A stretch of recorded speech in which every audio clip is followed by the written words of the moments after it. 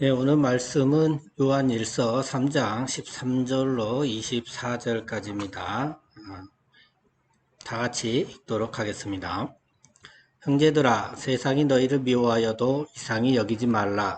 우리는 형제를 사랑함으로 사망에서 옮겨 생명으로 들어간 줄을 알거니와 사랑하지 아니하는 자는 사망에 머물러 있느니라.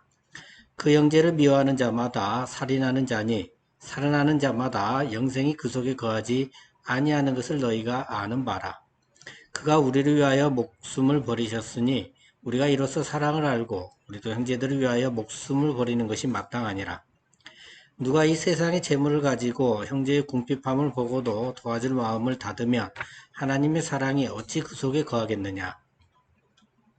자녀들아, 우리가 말과 혀로만 사랑하지 말고 행함과 진실함으로 하자. 이로써 우리가 진리에 속한 줄을 알고 또 우리 마음을 주 앞에서 굳세게 하리니 이는 우리 마음이 혹 우리를 책망할 일이 있어도 하나님은 우리 마음보다 크시고 모든 것을 아시기 때문이라. 사랑하는 자들아, 만일 우리 마음이 우리를 책망할 것이 없으면 하나님 앞에서 담대함을 얻고 무엇이든지 구하는 바를 그에게서 받나니 이는 우리가 그의 계명을 지키고 그 앞에서 기뻐하시는 것을 행함이라. 그의 계명은 이것이니 곧 그 아들 예수 그리스도의 이름을 믿고 그가 우리에게 주신 계명대로 서로 사랑할 것이니라. 그의 계명을 지키는 자는 주 안에 거하고 주는 그의 안에 거하시나니 우리에게 주신 성령으로 말미암아 그가 우리 안에 거하시는 줄을 우리가 아느니라. 아멘. 잠시 기도하겠습니다. 아버지 하나님 감사합니다. 또 오늘 이렇게 귀한 시간 허락하여 주시고 함께 예배 드릴 수 있도록 허락해 주심에 감사를 드립니다. 아버지, 특별히 오늘 이 시간 행함과 진실함으로 사랑하자라는 제목을 가지고 함께 말씀을 나누고자 합니다. 정말 우리가 오늘 이 말씀을 통해서 정말 입으로만 사랑하는 것이 아닌 정말 진실함으로 또 행함이 있는 사랑을 할 수 있도록 아버지여 축복하여 주시옵소서. 감사드리며 예수 그리스도 이름으로 기도드립니다. 아멘. 여러분, 오늘 제목이 뭡니까? 행함과 진실함으로 사랑하자입니다. 어떻게 보면 당연하면서도 상당히 어려운 그런 제목이라 할 수가 있겠지요. 자, 여러분 먼저 13절을 보면요. 형제들아, 형제들을 세상이 미워해도 이상하게 여기지 말라고 합니다. 3장 1절에서 살펴봤던 내용인데요. 우리는 원래 죄인인데 예수 그리스도의 고난과 십자가에서의 죽으심과 부활로 말미암아 하나님의 자녀가 된 존재입니다. 그런데 세상은 예수 그리스도를 알지 못하기 때문에 당연히 우리도 알지 못한다고 했습니다. 그리고 지난주에 성경 여러 구절을 찾아보면서 세상이 왜 그렇게 하나님과 상극인지, 그리고 세상은 왜 그렇게 예수님을 모르는 것인지 살펴봤었습니다. 아담이 선악을 알게 하는 나무의 열매를 먹는 불순종의 죄를 범한 후에 이 세상, 이 땅이 저주를 받았기 때문에 진리인 예수님을 알지 못하는 것이었습니다. 또 안다는 것은 지식으로 아는 것이 아니라 삶을 통해 알아져 가는 것인데 세상은 범죄의 씨앗인 가인의 후손들이 만들었기 때문에 하나님과 예수님과 하나님의 자녀된 우리와 더불어 사랑하며 함께 누리며 살지 못합니다. 때문에 세상이 예수님과 우리를 모르는 것은 당연한 것이지요. 그래서 본문 14절에서 우리가 형제를 사랑하는 것은 우리가 하나님과 예수님과 형제들과 함께 더불어 누리며 사랑하며 사는 것이므로 당연히 사망에서 옮겨 생명으로 들어간 것이라는 겁니다. 반면 사랑하지 아니하는 자는 그대로 사망에 머물러 있는 것이고요. 근데 15절 보면 사랑하지 아니하는 자는 사랑하지 않기에 형제를 미워하는 것이고, 형제를 미워하는 자는 살인하는 자인데, 살인하는 자는 영생이 그 속에 거하지 아니한다고 합니다. 창세기 4장에 나오는 가인과 아벨 사건에서 여호와 하나님께서 아벨과 아벨의 제물은 받으셨지만 가인과 가인의 제물은 받지 아니하셨습니다. 그러자 가인이 몹시 분하여 안색이 변했죠. 그러자 창세기 4장 7절 보면 여호와께서 죄가 너를 원하나 너는 죄를 다스릴지니라고 말씀하셨습니다. 가인은 이 상황에서 형제를 미워할 것인가 아니면 사랑할 것인가 라는 갈림길에 서게 된 것입니다. 가인은 인간의 자유의지로 선택을 해야만 했습니다. 이 상황에서 가인은 결국 여호와 하나님께서 터치해 주셨음에도 불구하고 동생 아벨을 쳐 죽이는 살인을 저지르게 됩니다. 그러니까 미워하는 자가 살인을 저지른 장면입니다. 우리도요, 상대가 죽도록 미우면 그를 죽이고 싶은 생각까지 들 때가 종종 있습니다. 실천하지 않았을 뿐이지요. 그래서 우리 마음으로 볼 때는 이미 살인한 것입니다. 그러니까 미워함은 살인까지 갈 수 있는 첫 시작이기 때문에 설령 내 마음속에서 그를 죽이고자 하는 생각까지는 아직 들지 않았다고 하더라도 이미 살인은 시작된 것이나 마찬가지인 것이죠. 근데 누가 이런 말을 하더라고요. 저는 형제를 온전히 사랑하지는 못하더라도 그래도 조금은 사랑하는 것 같다. 그 정도면 뭐 괜찮은 것 아니냐 이렇게요. 물론 전혀 사랑하지 않는 것보다는 낫겠지요. 그러나 미워하는으로 번역된 헬라어를 보면 조금 생각이 달라집니다. 미워하는으로 번역된 헬라어는 미세오인데요. 몹시 싫어하다, 조금 사랑하다, 미워하다 라는 뜻을 가지고 있습니다. 자, 조금 사랑하는 것도 뭐라고요? 미워하는 것과 동일한 단어인 미세오입니다. 참 너무하다 싶지만, 너무 매정하다 싶지만 조금만 사랑하는 것도 안 된다는 것입니다. 그럼 조금 사랑하는 것도 겨우겨우 해낸 것인데 나는 도저히 온전히 사랑할 수는 없을 것 같은데 어떻게 해야 할까요? 포기해야 할까요? 여러분들은 이미 정답을 알고 계십니다. 하나님께서 내 안에 계신 성령께서 터치해 주실 때 그 말씀에 순종하면 되는 것입니다. 본문 16절 보면 사랑하는 방법 하나를 말씀해 주시는데요. 본문 16절 말씀 다 같이 읽겠습니다. 시작. 그가 우리를 위하여 목숨을 버리셨으니 우리가 이로써 사랑을 알고 우리도 형제들을 위하여 목숨을 버리는 것이 마땅하니라. 아멘. 예수께서 우리를 위하여 목숨을 버리셨잖아요. 우리가 그걸 알잖아요. 또 하나님께서 예수 그리스도의 대속하심으로 사랑을 확증하셨다고 이미 우리는 배워서 알고 있습니다. 그러니 이제 우리들도 형제들을 위하여 목숨을 버리는 것이 마땅하다는 것입니다. 지금 형제들을 위하여 목숨을 버리는 것이 우리가 형제들에게 해야 하는 사랑이라고 말하고 있는 것이죠. 여러분, 형제들을 위해 목숨을 버리시겠습니까? 아멘 하시겠어요? 믿는 형제들을 위해서 목숨을 버린다. 아멘이 잘 안 되시죠? 여기서 보면 16절에 목숨을 버리는 것에서 이 버리는 것에 해당하는 헬라어를 잠시 살펴보도록 하겠습니다. 버리는 것은 헬라어로 티데미인데요.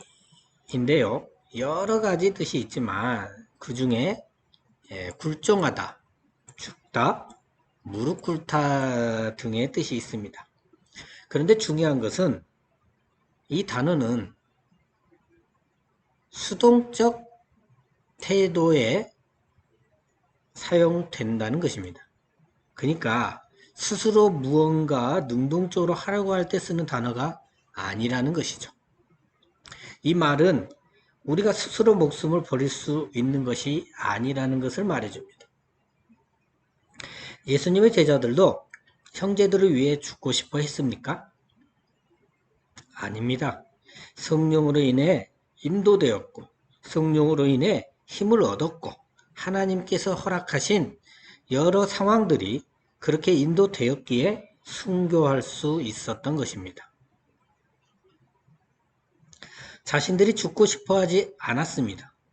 그래서 신명기 6장 16절과 마태복음 4장 7절 말씀에 하나님을 시험하지 말라고 한 것이죠. 마가복음 16장 18절 보겠습니다. 제가 읽어드릴게요. 뱀을 집어 올리며 무슨 독을 마실지라도 해를 받지 아니하며 병든 사람에게 손을 얹은 즉 나으리라 하시더라. 여기서 무슨 독을 마실지라도 해를 받지 아니한다고 기록되어 있으니까 일부러 독을 마시면 됩니까? 그것은 능동적으로 목숨을 버리는 것입니다. 하나님을 시험하는 것입니다. 이것은 안 됩니다.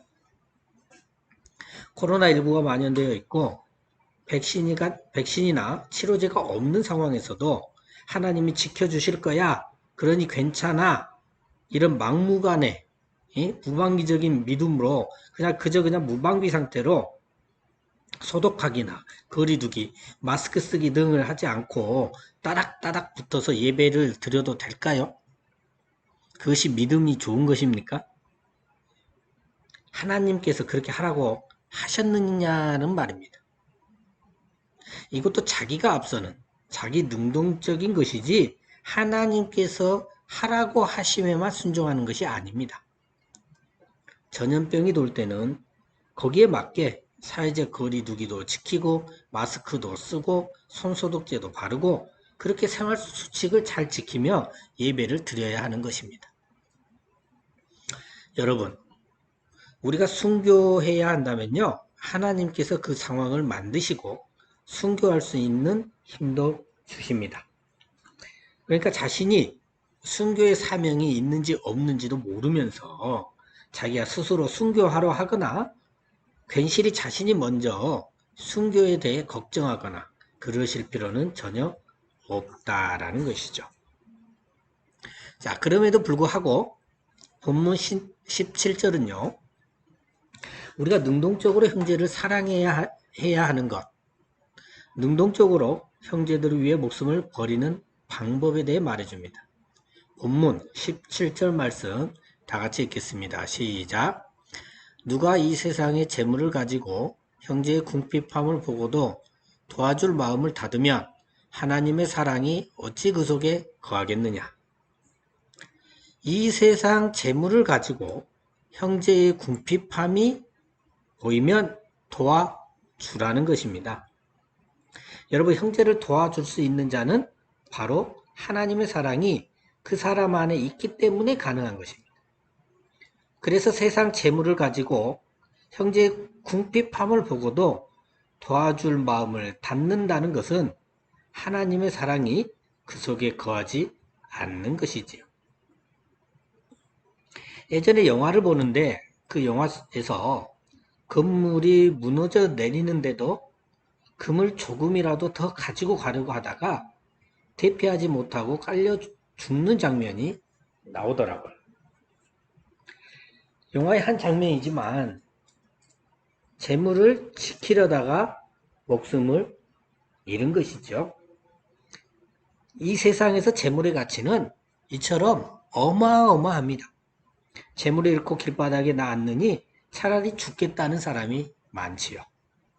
그래서 마태복음 6장 24절에서도 하나님과 재물을 겸하여 섬기지 못하느니라 라고 강하게 말하고 있는 것이고요. 여러분, 재물이 아까우십니까? 근데요, 재물은 자신의 것이 아닙니다. 하나님께서 주신 것입니다. 우리가 아무리 노력해도 하나님께서 주시지 않으시면 재물은 모이지 않습니다. 이것도 우리가 다 알아요. 그죠? 다 아는데 그런데도 아깝습니다. 아까워요. 그래서 목숨보다 아까운 세상 재물로 궁핍한 형제를 도와주는 것, 이것이 우리가 능동적으로 할 수 있는 목숨을 버리는 것입니다. 그렇게 세상 재물로 힘 닿는 데까지 하나님께서 주신 범위 내에서 궁핍한 형제를 위해서 도움을 주며 살아갈 수 있는 저 여러분 되시길 예수 그리스도 이름으로 축원합니다. 아멘. 자, 본문 18절부터 22절까지 보시면요. 18절에서 사랑하는 자녀들에게 우리가 말과 혀로만 사랑하지 말고 행함과 진실함으로 사랑하자라고 말합니다. 우리가 행함과 진실함으로 사랑할 때 우리가 진리에 속한 줄을 알고 또 우리 마음을 주 앞에서 굳세게 할 수 있다고 합니다. 진리신 예수 그리스도께서는 사랑 그 자체이시기 때문에 당연히 예수님께 속한 우리들은 사랑이 실천되어야 한다는 것이죠.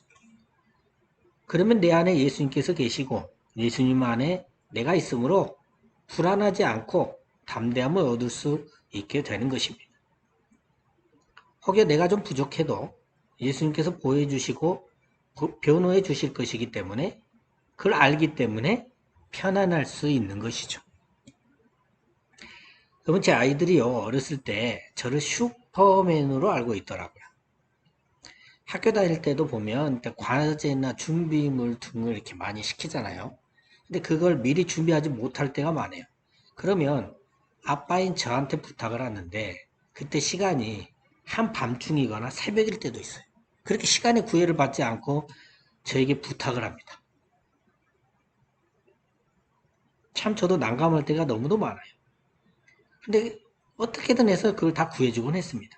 그랬더니 아이들이 정말로 아빠가 뭐든지 할 수 있는지 알더라고요. 이런 아빠가 있으니 이들은 어떠한 상황에서도 평안하고 담대할 수 있었던 것이죠. 우리도 예수님 안에 있으면 이렇게 되는 것입니다. 그래서 20절 보면 우리 마음이 혹 우리를 책망할 일이 있어도 변호해 주시는 예수님께서 계시고 그로 인해서 하나님께서 인정해 주실 것인데 이것을 본문 20절에서는 하나님은 우리 마음보다 크시고 모든 것을 아시기 때문이다 라고 표현하고 있는 것입니다. 그리고 21절에서는 우리 마음이 우리를 책망할 것이 없으면 이라고 하죠. 우리 마음은 책망할 일이 있는 부분도 있고 책망할 것이 없는 부분도 있습니다.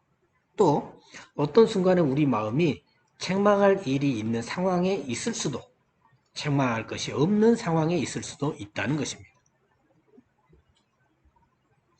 우리 마음이 책망할 것이 없으면 그런 우리는 당연히 하나님 앞에 담대함을 얻을 수 있게 되겠지요. 그런데 거기서 한 발 더 나아가 무엇이든지 구하는 바를 그에게서 받는다고까지 말하고 있습니다. 우리는요, 대부분 무엇이든지 구하는 바를 그에게서 받는다. 이 말에 눈이 커지고 귀가 쫑긋해집니다. 무엇을 달라고 기도해도 다 주신다. 얼마나 좋습니까? 근데 사실 이 마음, 이 쫑긋해지는 이 마음을 먹게 되는 순간 우리는 구하는 모든 것을 받을 수 있는 상태가 아닙니다. 이미 거기에 세상적 사심이 들어가 있기 때문이죠.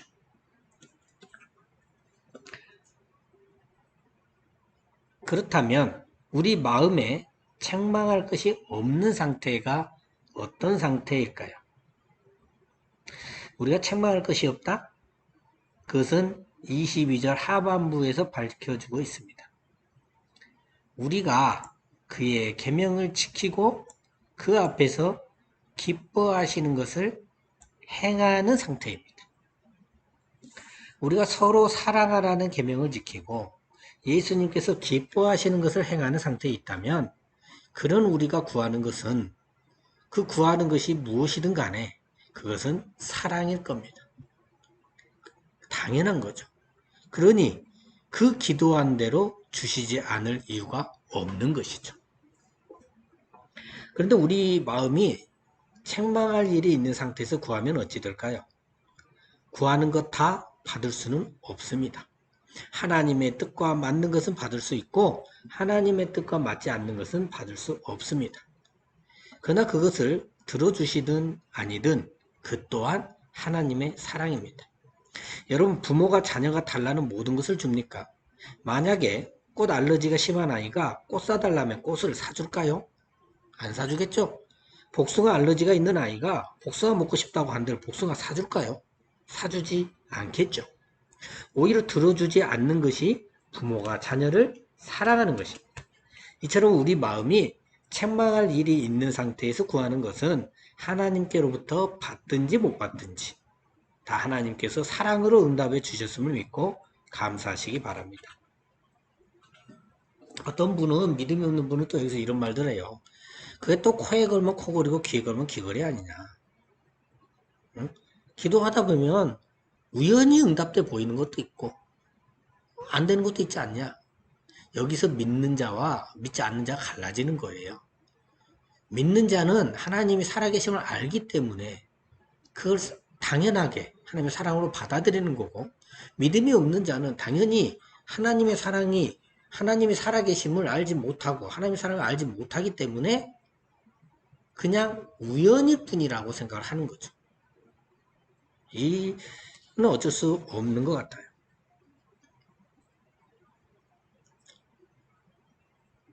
자, 23절과 24절 다 같이 읽겠습니다. 시작. 그의 계명은 이것이니 곧 그 아들 예수 그리스도의 이름을 믿고 그가 우리에게 주신 계명대로 서로 사랑할 것이니라. 그의 계명을 지키는 자는 주 안에 거하고 주는 그의 안에 거하시나니 우리에게 주신 성령으로 말미암아 그가 우리 안에 거하시는 줄을 우리가 아느니라.